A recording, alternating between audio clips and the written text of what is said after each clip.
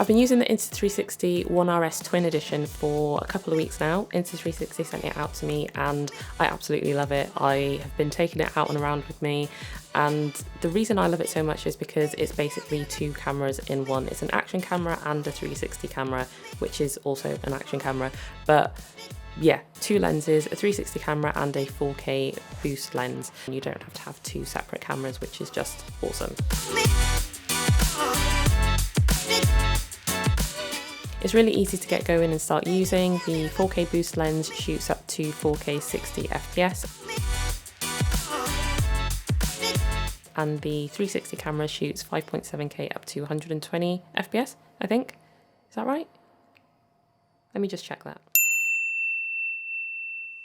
So 3K up to 100 FPS and 5.7K up to 30 FPS. Also, with the 4K boost lens, you can zoom 2.7 times, and you can also zoom whilst you're actually filming, which is really useful instead of having to set up your frame and then zoom where you want to and then stop recording, zoom back out or zoom back in and do that. So I'm just going to show you what that looks like. So I'm currently filming in the wide field of view, so I'm just going to move this all the way in, zoom all the way in, and then zoom back out again. So it is really handy to be able to just zoom in and out whilst filming. And it has the different specific set fields of view as well, which will also work really well.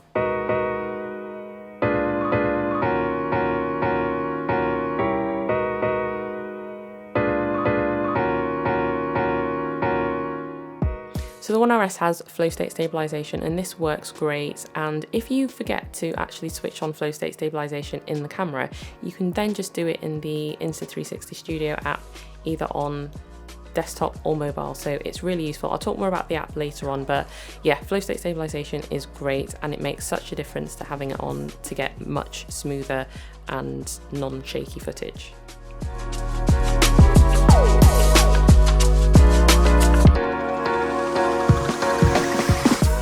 But the footage itself, just, you know, in general, the footage looks really good, especially when you're shooting with really good lighting from either the 4K lens or the 360 lens. The footage looks great. I just love this camera.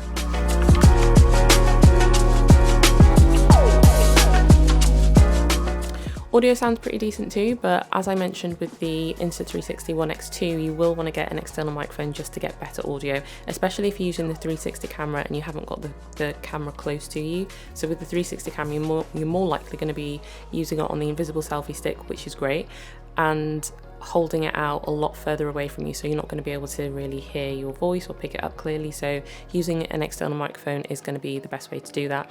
And like I said with the One X2 video, I did a video about audio for that camera and the accessories that you need for that, and it's basically the same accessories, just tweaks for the One RS. So I'll put a link in the description to those accessories and also the One X2 video until I've done an updated video with the One RS for the audio bits and pieces.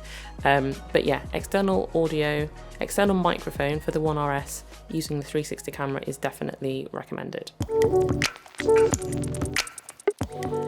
So there are loads of different camera modes as well. You can shoot just normal video, you can shoot time-lapse, you can shoot HDR, which actually works really well. I tried it and it worked pretty good. You do need to have decent lighting for HDR mode to work and kind of have that dynamic range with the highlights and the shadows. So it doesn't really work if it's on a really dull day, but if it's a really sunny day, then it works really well.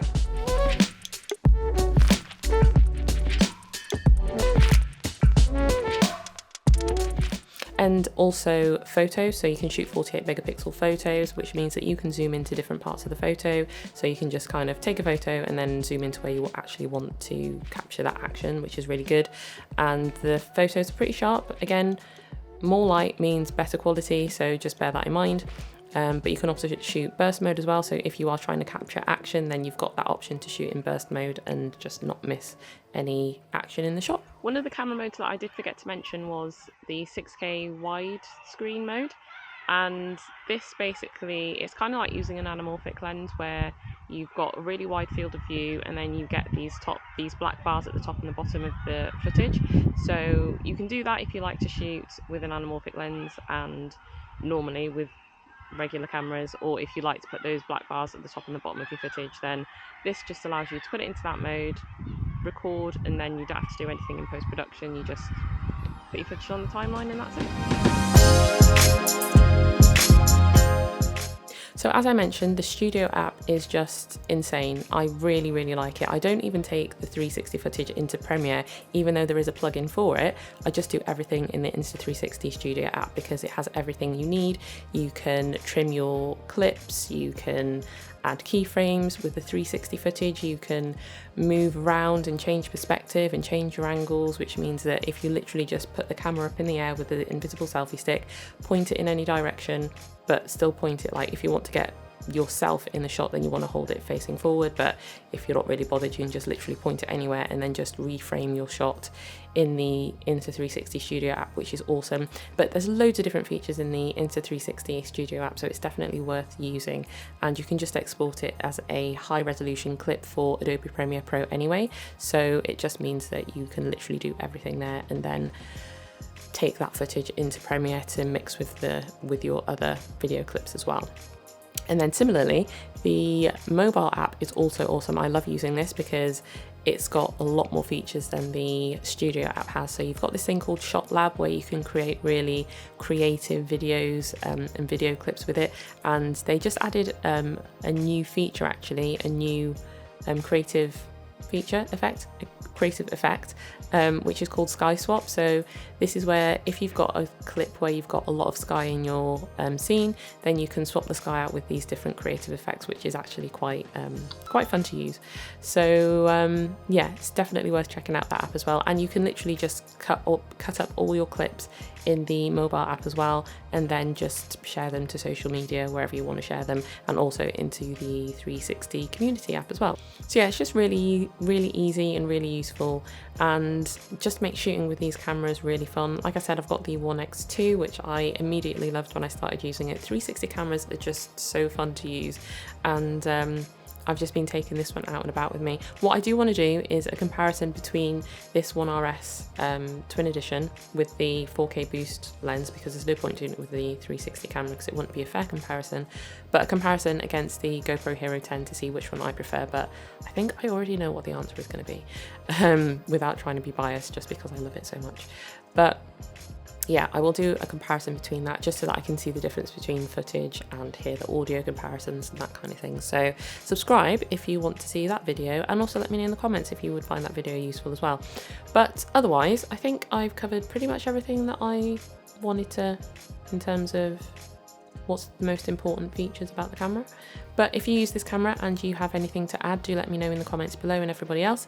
But yeah, thanks for checking out the video, and I'll catch you next time.